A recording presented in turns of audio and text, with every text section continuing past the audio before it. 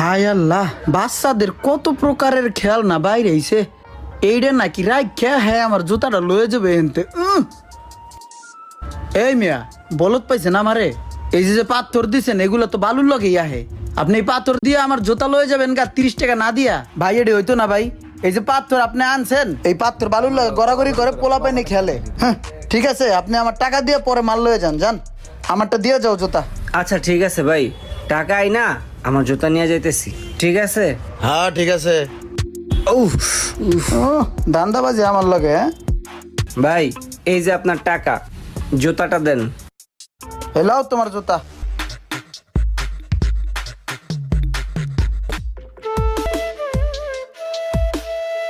এই সোহাগ ভাই, আরে রোমান ভাই।